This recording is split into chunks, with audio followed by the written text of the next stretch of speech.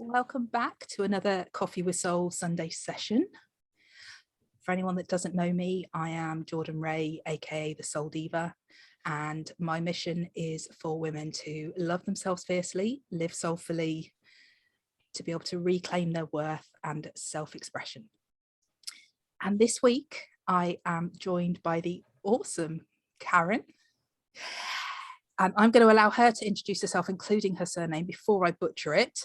And she is an animal communicator, certified Crystal Energy and Shaman guide, certified oracle card reader, and Reiki healer. And Karin runs a course called Rock Your Life, the Miracle Workshop, in which she shares her technique and transformation secrets. Karin, it's so lovely to have you here, and I'm still butchering your name. I'm so sorry. Nobody can, not even the people in Austria can, because it's a French name. That's the tricky thing about it. So it's Karin Bruère. Actually, my birth name would have been easier. It's Novotny. just add that in. Yeah. That's only a brief introduction of who you are and what you do. So tell us some more. Karin Bruère. I was born in Vienna, Austria, on a beautiful summer morning in 1972. So I turned half a century this year, which I really find very exciting. I didn't expect that it would be so amazing. Yeah. I was growing up with two older brothers, which has always been a little bit of a challenge, but it also made me become a stronger person, I would say.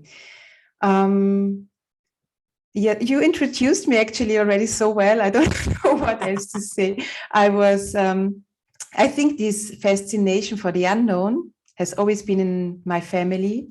So we always knew that there was so much more than meets the eye, going on around us. My first presentation at school, for example, was about the Bermuda Triangle. And I really loved this. I felt always that there were my loved ones around me, my loved ones in heaven, that they were here. And I got my first angel book in 1994. And then it was like, it was like a remembering. Yes, because I was still, it was beginning 20. It was still like, I was still a little bit more connected than I would have been now without having this reminder again, what is around us. A real turning point was in 1995 when my mom took us to a workshop called Dynamic Mind Power. And this workshop, Dynamic Mind Power, is actually the basis, the foundation for my workshop today, this Rock Your Life workshop, because I started learning the technique of meditation, manifestation, affirmations, visualizations, and learning to reprogram the things we carry in our subconscious mind. So this is my biggest passion in life, to work with the law of attraction, law of cause and effect. Back to my life introduction. I'm thinking how after high school, I was studying. I wanted to become a journalist. I was studying English and journalism. I found out that this is not my world, because for me, journalism is not a real world, but okay, this is another topic. Yeah. And then I stopped the universe and started working because I wanted to be independent. And I started working or walking my energetic and spiritual path beside my work. So I was 25 years, I was working in an office. But I was, like we spoke about already, I was hiding this part of my life. It was not, officially, I wasn't doing this, but it was my life. It was really influencing everything, in my life. And then finally in 2003, I did my first family constellation. I started studying Reiki. I started working with animals. What was the next? I think in 2011, I did my formation to become an animal communicator. And since 2012, I am working officially as animal communicator. I'm registered as energy practitioner for humans and animals. So this is the official title with which I'm registered here at the Chamber of Commerce. And 2017 was another huge step in my life. I started studying the oracle card readings, and it was also my outing time,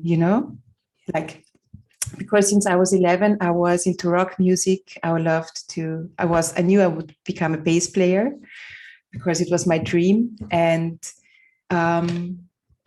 this dream came true actually already in 1997 when I was taken up on stage by Bryan Adams to play with him. Wow. Some of 60, but this is another story. Yes, 2017, I was really like breaking out, of this separating these two worlds. And I said, okay, it's me. Both is me, I'm a spiritual person. I love to do spiritual work, energy work, but I love also rock music. I love to be crazy, wild, and this is okay. Both is me. And actually, it's really helpful to combine this. So and in 2018, finally, I closed the office door behind me for the very last time. And I said, I quit. I did this all beside my main job. And since 2019, I'm just living this life. Wow. And I was just listening to you going back through everything. I was thinking, actually, there were two parts of that story. That one was, I actually knew of you before we ever connected on social media. And that was because I attended one of Carl Gray's events. And of course, he talked about the KB twins. And so I'd heard about you without knowing it was you. And then obviously I joined Angel Team in its second year, so it would have been after you. And just remembering how welcoming you were to, all of us that had appeared in behind you. And remembering one of your posts, which was exactly that, was about walking away from your work and making that final decision. And so that would have been the point that actually we connected, maybe without realizing we'd connected. So it's lovely to hear how far you've come since then, and that journey since then. It was a big step, to be honest. It was already in 2017 that the company I was working for was shut down by our Canadian mother.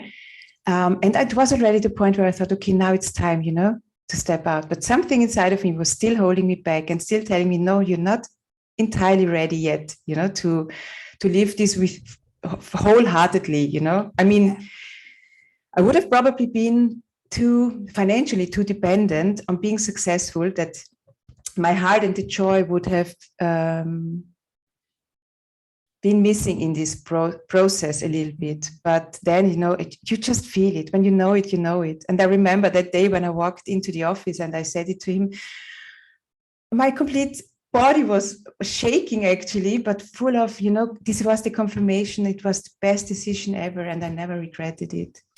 It was the perfect timing for sure.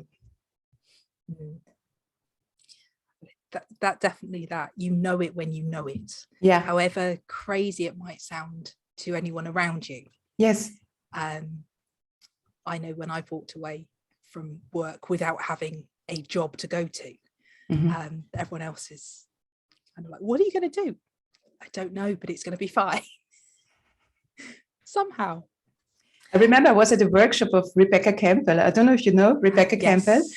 And she's from Australia, but living in the UK. And it was a super workshop, a 2-day workshop. And it was about making the first step, the baby step, towards our goal. And I was raising my hand because she wanted to know who knows the baby step already. And my baby step was to quit my job. And then she said to me, but Karin, this is not a baby step. This is a huge step. And I said, well, when I look at my goal, it's a baby step because I have huge goals, And later on we were writing and she said, and I said to her, I did it. I did my baby step. I quit my job. And she said, oh my God, congratulations. It's just in relation to what I want to achieve, wanted to achieve and still want to achieve, it is the baby step, you know. It was just the first necessary step, indicating or informing the universe that I'm ready now, you know. Yeah. You've mentioned obviously that journey of bringing your rock self and your spiritual self. Yeah, tell us more about that journey of bringing the two together. Yeah, that was crazy, because I play bass guitar since 1997, and I love rock music, heavy metal rock music, you know. It was never fitting for me. These two words were never fitting together, you know. Talking to angels and being in a rock band, you know, going to rock concerts. So I always kept this secretly in both directions. So I also thought my clients could not take me seriously if they knew that I would be going to rock concerts, you know. I mean, it's ridiculous actually, but it has been a very strong dogma, very strong belief inside of me. And then actually, I have to say, it was Kyle Gray, when I started, and I had a session with him, and he said, yeah, because I spoke about the fire I have inside of me, you know, and sometimes uncontrollable. And he said, but you're a rocker, Karin, you know, you are like this, and it is okay, you know, to be like this. And he also encouraged me to share who I really am in our Facebook group, in the Angel Tribe, to the Angel Team. And I remember when I had my first post regarding, I was in a band competition with my band at that time in 2017. And I really took all my courage, and I posted in the group if they could pick a card for me, you know. And I was thinking, actually, yeah, they will kick me out of the group now, you know. They will think, he's stupid. It's about spirituality. What do you want here? There was so much enthusiasm even in the comments, you know, and they wanted that I post a video after, or my story. And this was helping me so much to really acknowledge this in my spiritual world. So now I think the card I was receiving, 3 of them was Horus, you know, of the people who picked the card was Horus, of the Keepers of the Light. And I love Horus. But the other way around, it was still a secret, you know. And then I thought, but it is me, you know. I succeeded on one side. I really want to live this also and tell them what I'm actually doing, you know, on the other side. And this was in this band. Of course, the reaction was in both ways, you know. You could see which band member was open and which was just thinking, she's very ridiculous what she's doing. Can we still take her seriously? But I think it was just as long as I didn't fully acknowledge it. Because in the moment, this was like 1-2 years later, in the moment, I realized that I acknowledge and I love what I'm doing. I love who I am. The people around me acknowledged it, no matter if they had an idea what I'm doing or not, no matter if they found this okay or even not, but they acknowledged and accepted me. And this was, you know, of course, as soon as we can love and accept ourselves the way we are, the others can also. Yeah, absolutely. That's the bit, that loving and accepting ourselves. Yeah. And as you were talking, I was just reflecting on, actually, given how much addiction we know is involved in so many members of the rock and roll community, rock community, for want of a better word, and actually the fact that they find their own spirituality as their way of healing, as their way of overcoming their addictions. You know, so many of them find, whether it's God, meditation, whatever this is, to get them through. And so actually, when you look at it and think of it that way, the two are actually much more closely connected than we would ever think. Yes, it's exactly what you say now. For me, music is spirituality, you know, each kind of music. It is our heart which needs to be in alignment with what we, you know. So we have different tastes. We are different. We are all individuals. And that's why If I would be into classical music, I would not have felt ashamed, to share this in the Angel Tribe in the beginning. Yeah. But I thought, because it's a different kind of music. But did you see my post of yesterday regarding Papa Roach? Yes. Share that, because not everyone will have seen that. I remember when my friend, I think I followed them since 2006. Mm-hmm. And when my friend first took me to a concert of them, I was just, I knew the music, it was quite heavy. But during the concert, I just felt so much love coming from stage, just an overwhelming, almost overwhelming love of the singer. He was always giving us hearts, and it was not cool, but it was so, I thought, okay, but it's him, he's just sharing love. And then some years later, during the concert, he suddenly became very serious, and he started really speaking openly about his addiction, drugs, alcohol, also his the anxieties he was going through, and how he overcame them, how he was working himself through this. And of course, you can hear it in the songs, you can hear it in the lyrics. They are really like processing a lot with the lyrics. And then he asked us to raise our hand if we are in the same position, if we're feeling the same, or if we have gone through this, And this was really because, rock fans, I have the feeling that sometimes you just want to be cool, You go there because you want to be cool. And suddenly the energy switched in the moment, And the first started to raise their hand, And then it was like, there was only love. There was only love you could feel. And the neighbors hugged those who were raising their hand, And then really in the end, we were just looking, smiling at each other, hugging each other, and some were crying really, because they felt so relieved to finally share this, to finally open up. And I know it was my biggest challenge. The hardest part of having these anxieties and panic attacks for me was the shame. The shame that others could see this, that others could realize how weak I was, and how anxious and how wrong I was, because I was not okay, So it was not okay to be the way I am. And to really, to say, first of all, I have the right to be who I am and have the right to feel how I feel. But especially to see that others are there as well, and you would not have expected from these really cool, tough guys, rockers, that they can be so sensitive. So, and the most beautiful thing was in 2019, Papa Roach was here in Vienna for the last time up to now.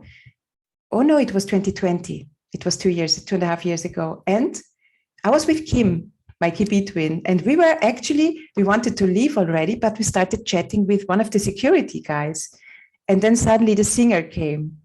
And just short before, he posted his 7th year of, how is it called?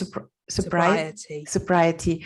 And I just said to him, Jacoby, congratulations, for your 7th anniversary of sobriety. And he hugged me, and he was so grateful to have this appreciation or this acknowledgement also, because it was also a challenge for him to open up, to share what he was going through. And it was so beautiful, it was so beautiful to see, to really speak to this man, to really see how he is appreciating this so much, it's also made him a warrior, all these weak moments, when we overcome them, it makes us become a warrior of love. And I think I'm about to do to you what I do to my coaching clients, which is, can you reframe those weak moments? Because I think that's one of our views, isn't it? We view these moments of, I have my own story with anxiety. We view these moments of anxiety as potentially as weakness, as vulnerable, but vulnerably weak, not vulnerability with strength. And we put so much pressure on ourselves, so much judgment on ourselves, where actually, when we start to think about why they're there, where they might have come from, if we had some compassion for ourselves, they wouldn't be seen as a weakness. They'd be understandable. Yes, that is how it's coming out. And so one of my stories is that I started doing performances. I danced with a samba band, and cool. I would dance in front of thousands in, you know, some of the parades we did. Yet I had anxiety going out sometimes, as in if I was going to somewhere as myself, going into a new venue, and I would really struggle. And it was really hard because I was ashamed, as you said, the shame there. I was ashamed about this and having this, you know, I went to work, I did a professional role, I performed, but there was this part of me. And to the point where there was one night I missed a friend's birthday, and they were so angry at me that I hadn't turned up. And for the first time, I had to admit that I was getting ready, and I was genuinely getting ready and getting dressed, and I just couldn't get past the anxiety that night.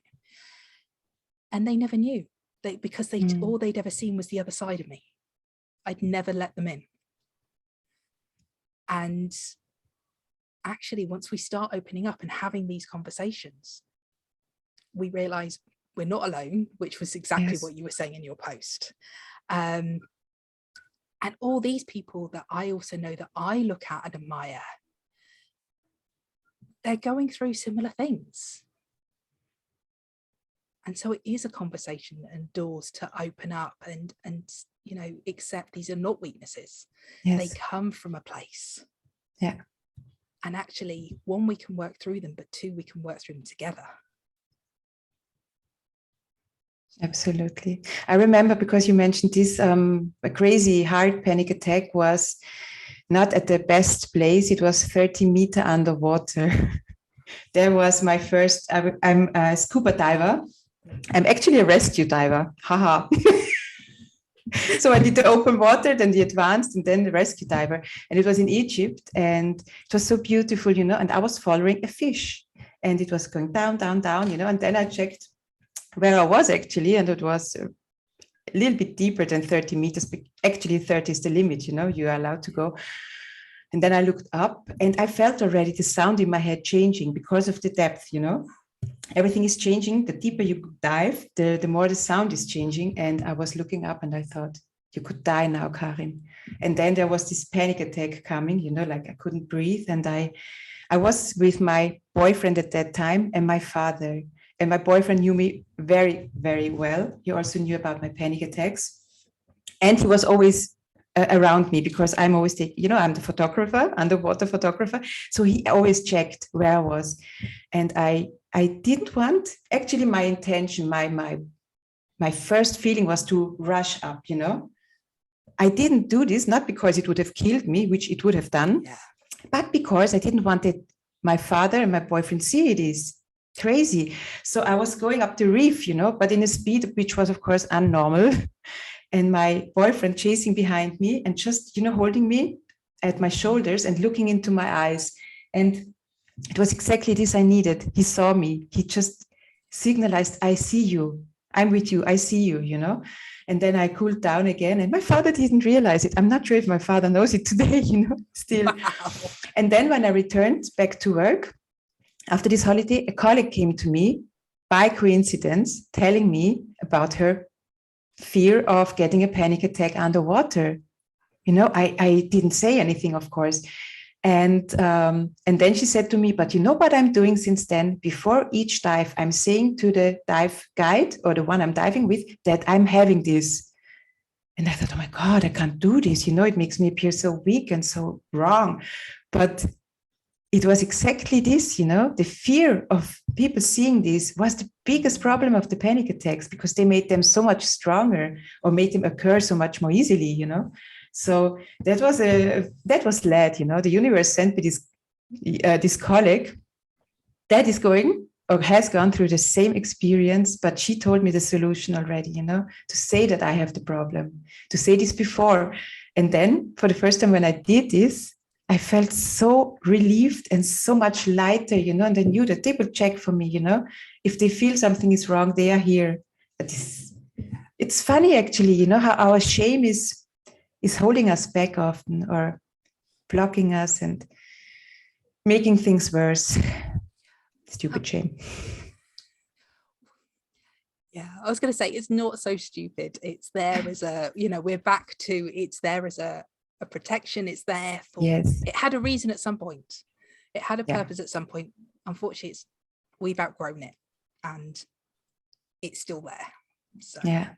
But absolutely, I mean, how many times have, whether you've posted or you've looked at someone else's posts on social media, like you've said about the person turning up, and you just needed to hear those words on that day. Yes, exactly. Somebody shares their story and it's just, I don't know, it's almost relief. Yeah. I remember another coach talking about it's a female stunt double, and she's performed in some big blockbuster films we would have all seen. Mm-hmm. And the fact that her anxiety kicked in and she needed support, and I do think, particularly as women, I think a lot of the guys have this man up and that you don't show, and I think we also have this sense as being a woman that it, again, there's a weakness to it. There's a weakness to being open and being real. And yet actually when we start talking, so many of us have those experiences or similar experiences. Yes, I think my main point was I was always very, very sensitive. Mm-hmm. I'm a Cancerian and I was extremely sensitive, but I was bullied a lot for this. Even in my family, so my two older brothers, they didn't think about it, but it was clear for me that it is not okay to cry and it is not okay to be sensitive. It's not okay to have feelings, I mean, like sadness or it was not okay. So I started really to build a wall, around me, to not show my feelings anymore. And this was for so long, except when I was in a relationship. This was the part when I opened up in a relationship, but sometimes not even with friends, because I always felt it was not okay. I was trained like this, it was my program in my subconscious mind. And this also was since 2017, being in the angel tribe, angel team, seeing all the others, sharing their weaknesses, their feelings, their emotions, their sensitivity, and to really see that I can only do my work, the work I'm doing today, I can only do because I'm sensitive, because I'm feeling so much. And it is okay. Of course, it was also important for me to learn to disconnect myself, because I always felt what people were feeling around, when I started realizing my gift, to like Reiki. I did it long before. I would touch people, I would place my hand on the part which was painful, but I would feel shit after, sorry. I was drained. So I was not able to disconnect myself again after. And this was very important for me to learn, so that I can open up, connect myself, feel whatever I needed to feel, but then also be again in my energy. And to learn this was so important now that I can do what I'm doing now. Yeah. And as you were saying, we're not taught to be in our emotions, feel in our emotions, express them. At school, it's always sit down, behave, do this, do that. Doesn't matter what you're feeling in that moment. It's basically compress it and be part of. And I'm, grew up in a family as well where it was, what are the tears for, rather than, okay, you're feeling sad. And it took a long time as well for me to learn that, it's okay to feel the emotions. It's not okay to sit in them. Yeah. But it's okay to feel them and have them come up and express them in a safe and healthy way. Yeah. And exactly like you, that's kind of then why I can do what I do. Yes. But I think, when I worked with young people and I used to do the mental health assessments for them, and so often they would have these overwhelming feelings. And the reason it would hit crisis point is they just wanted the feelings to stop, and they didn't know how to stop them. So they would obviously take action to try and stop them, which then put themselves at risk even more. Yeah. Because nowhere in any curriculum, and unless you've got an amazing family, amazing parents without their own problems trauma and topics and their own experiences and all the rest of it, where do you learn? I remember what was also helping me a lot, because I often heard from also my parents that I was too sensitive, that I was always weak and very vulnerable.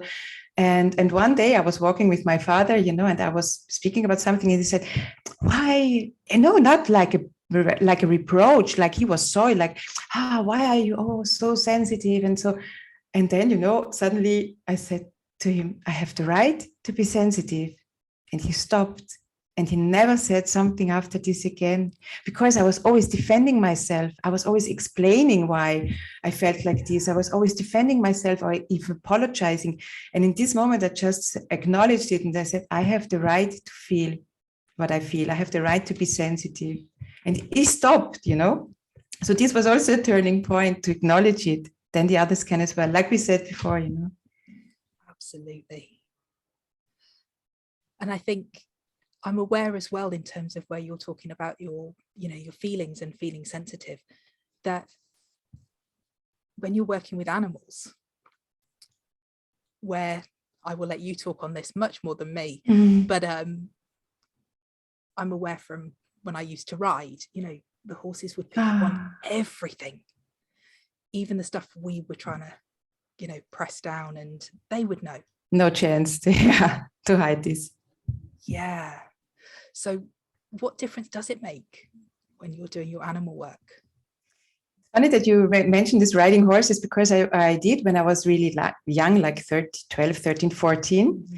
And then, of course, you have a respect, big horses. But in 2014, I restarted doing this again, because I wanted to see how is it, I want to see now how my energy, how my ability to communicate is influencing my time with the horse. And this was such an amazing experience, because the boyfriend of my niece is a teacher. So he was my teacher. I had more trust, but he asked me to do things which I thought I can't do, like ride with the arms spread and, like trusting the horse. And then I was really getting into this communication, this connection to the horse, and say, hey, I trust you, we will do this. We are a team now. Yeah, the animal communication that's why, I love so much to do this course, because it's nothing we need to learn. It's just something we need to remember, because it's here, this telepathic connection to everything around us, actually, this, you think of a person and the next moment this person calls. This is natural, because we are all telepathically connected. And for the animals, it's their natural language, actually. This is how especially in the wildlife, how groups of birds or fishes coordinate their moves, how they communicate on distance. And in the moment they realize that we humans start that we are able to use this tool again, they are so happy about this, that they can share what they feel, and they can interact with us. And actually, I have no idea what your question was. I'm just, when I start speaking about animal communication, I will not stop, just a little warning. That's why I'm so happy, to just encourage people that there's not a tool they need to learn. It's a tool they need to remember. We, as when we are born, we are absolutely capable of experiencing, of perceiving everything around us telepathically with our clear senses. And then this like falls asleep sometimes. And it's a pity, because it is such a wonderful thing, such a wonderful tool we all have. No, I was just taken back with you saying about that, and just yeah, as babies, remembering that babies picking up on, whether it's mum or caregiver, you know, picking up energetically on everything. Yes. Already in the womb, you know? Yeah. Still even before their birth. Yeah. And just exactly, we don't always keep that with us because of, you know, whether it's family or schools or everything, where again it's that compress, and instead of feeling into our feelings and trusting our feelings, I think that's the, yes, you were talking about obviously trusting the horse, but actually a lot of it's trusting ourselves. This is the main topic. I just started the English beginning of July, the English Animal Communication course, and the only thing that keeps the people from perceiving everything clearly is the trust. Actually, no, what keeps them is the doubt, you know, because they don't believe that they can do this, and it's always that they are scared that the ego is speaking and not the animal, you know, so that they are inventing, and this is just the only thing. Really, the only thing in each kind of our connection, you know, spiritual senses, is we just need the trust to know that yes, we can, you know, and to trust our intuition and to silence the ego a little bit. Not easy. Yeah.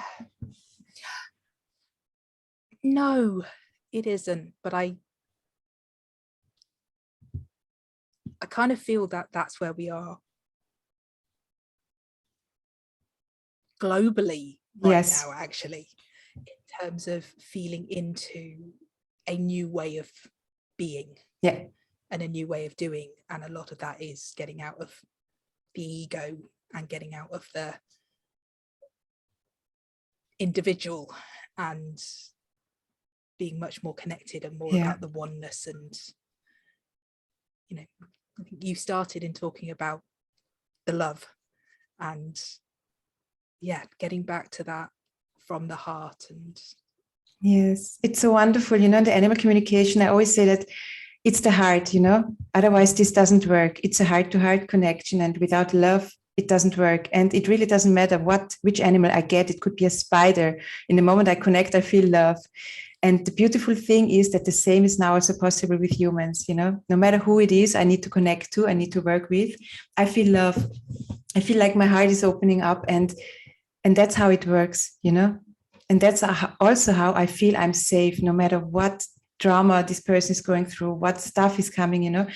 As long as we stay in this love energy, I feel safe, and I feel just connected. And like you said, this oneness, anyway, we are all one. So yeah, absolutely. But it's for me, and I guess it's that masculine feminine balance, but for me that very much that dropping into the heart and coming from that space and living from that place, rather than the head decisions, the ego, the shoulds, all of that stuff. Yes. And just thinking how much of a difference that could make if that was the decision-making process, and that was expanded more. Yes, absolutely. We've talked, it feels like we've talked very little about what you do in your story, but we've also been talking so much. What would you like to share that you haven't? Actually, my biggest passion beside the animal communication is really this to share my progress, my process, you know, from breaking out of this being the victim in life, but becoming the master of your life, you know, the creator of your life. This is really something which is so important for me, for myself, but also to share this. And that we are, you know, we are not the victims, and to take responsibility. You know, I work a lot, like I said, with the law of attraction, so law of cause and effect, and how we can really reprogram our subconscious mind to experience the reality we would love to experience. And that's actually why I created this Rock Your Life the miracle workshop, because I really share, actually, this is something I would love to speak about a little bit, that I have really packed all my experiences since 1995. So all the tools I have learned there, all the techniques, including my miracles, in my life that I have. When I was 11, I saw a Bryan Adams concert on TV, and I started dreaming about being a bass player and playing with Bryan Adams on stage. And because I was dreaming this, in my naive childlike energy, this created a program in my subconscious mind. And this program helped that this event realized in 1997, when Bryan Adams took me on stage during a concert in Vienna. Wow. And I was playing Summer of '69 on the bass guitar, And because we speak about small miracles, bigger miracles, miracle is a miracle. And because I believed this, I never doubted it, I lived it with all my senses, this dream. And then it was coming true. And the funny thing is, actually, in the moment I was up there on stage, it felt like the most natural thing for me in the world, because I've been there so many times with my heart, in my fantasy, that it was just, here I am now. Cool. It's like I imagined.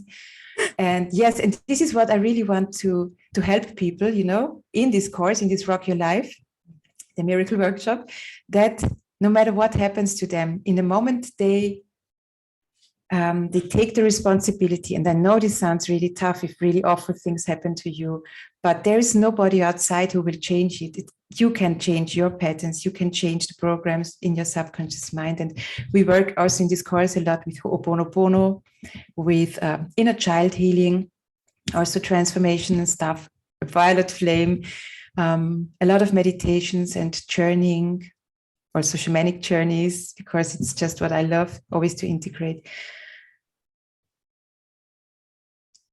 I think this is my biggest goal, to help people step into their power and not feeling as victims anymore, but putting them in the driving seat and making them realize that they can change their life. They have the tools, everybody, they have the ability and the power to do so. I love that. I'm just sat here going, I could keep listening to you telling me about that. Don't say this. I can speak. Talked about your workshop. How can people connect with you? Where's the best place for them to find you and get more information? You can. I am on Facebook. I'm as Angel Touch, Karin Bruère. I'm on Facebook and on Instagram. And I don't know. Can you share them? Can you share the links after? I'll share your links as well. And also for the my website. So the course is already. So you can book the course already. It starts on the 10th of September. Mm-hmm. It is for 6 weeks. So it's a 6 week intense program, actually, because it's each week. We have a group session each week. There is a lot of training also in between. So you always get homework, what you need to work on until the next session. So you have 1 week, it's working. We will dive into the subconscious mind to reveal and remove or reprogram the limiting programs into positive, into supporting programs. And what else can I say? Yes, and each participant also gets a one-on-one coaching with me. So whatever comes to the surface where you feel like, oh, this is something I need to work on, then in the private session, in the one-on-one session, we can then go deeper and see what can be done. So this is something. Yesterday, someone said to me, this is not normal that people are doing this, that they are doing a workshop and offering a one-on-one session, including, and I was also told to judge this additionally, but it just doesn't feel right for me, because I think if it's my target that people after these 6 weeks feel empowered and feel ready to take their lives into their hands and not needing external support, just of course, from time to time, we need someone else, to help us. But for me, the most important point is that people realize that they have the power. They don't need anyone else around. I mean, of course, it's always, to have an outside objective view is always helpful, but we have the power inside. We don't need to make ourselves depending on someone else. And I was just thinking about the fact that actually so many of your titles and, you know, the qualifications have the word guide in them, and it feels like that's the title. And, you know, I know for myself it's soul guide, and it's that, it's, yes, everybody has it, but sometimes you need someone else just to guide you through what you already have, so that you can bring it up. Yes. And you can understand it in a way that makes sense. And I think, yeah, that's where, yes, you know, your workshop, your work in general kind of comes into its own. It's being able to guide someone through who doesn't know where to start, or hasn't had those experiences. And also, I guess, like both of us, because as you said, you know, yours started in the 90s, and interestingly, my Reiki was 2004 to your 2003. And it's also condensing those periods of time, you know, that I think as guides that we took for our own journeys, and now being able to take those experiences and to say to somebody else, right, this is everything that helped me in 6 weeks, 12 weeks, whatever it might be for that person, rather than 6 years, 12 years. Yes. So yeah. Yes. It's intense also for me, I have to admit, you know, when I'm doing this workshop, I'm going through the same process again and again. And we need, you know, we always work here, we always learn and grow. And I'm also going through all these practices, you know, connecting to my inner child, doing this Ho'oponopono. And this is what makes it even more intense, I think, because the complete group energy, you know, and of course you open up, you know, you are vulnerable actually, but it's a safe space. And this is what I always take care of, that it's really that people can open up and can really share how they feel and feel safe by doing this. I love that. I absolutely love that. And I Thank you. know I haven't been part of your group, but I do know the space that, you know, you've held on so many of the live sessions that you do. And yeah, it's such a beautiful space to be part of, and such a beautiful space to share with you. Well, thank you so much. Like I said, thank you. We could keep talking, and but that feels like a sensible place to leave it. Yes, absolutely. Thank you so much for having me, for inviting me to do this with you. It was really a pleasure. It's been a privilege to have you here. Thank you. Thank you.